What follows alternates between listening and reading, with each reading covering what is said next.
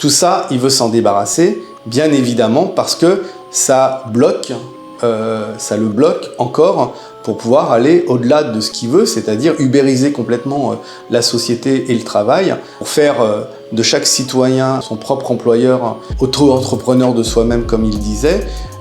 sans aucune protection, sans rien du tout, corvéable à merci, au gré effectivement de l'offre et de la demande.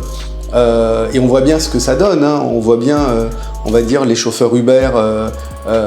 qui remplacent les taxis. Faut voir le nombre d'heures qu'ils doivent faire pour pouvoir effectivement rentabiliser la voiture qui coûte je ne sais combien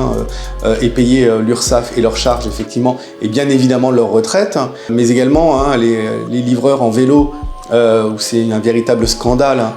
Puisque ces personnes-là n'ont pas de statut, rien du tout. Et très souvent, quand on y regarde de près, ce sont soit des étudiants extrêmement précaires, ou alors très souvent des travailleurs immigrés, pour beaucoup sans papier, donc qu'on utilise bien évidemment, et ça c'est inadmissible. On a du pain sur la planche, mais avec les salariés, avec nos adhérents bien évidemment qui sont venus,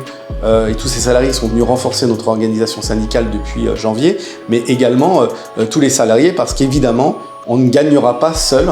dans notre coin, mais bien avec les salariés qu'on mobilise, qu'on essaye de mobiliser pour gagner effectivement,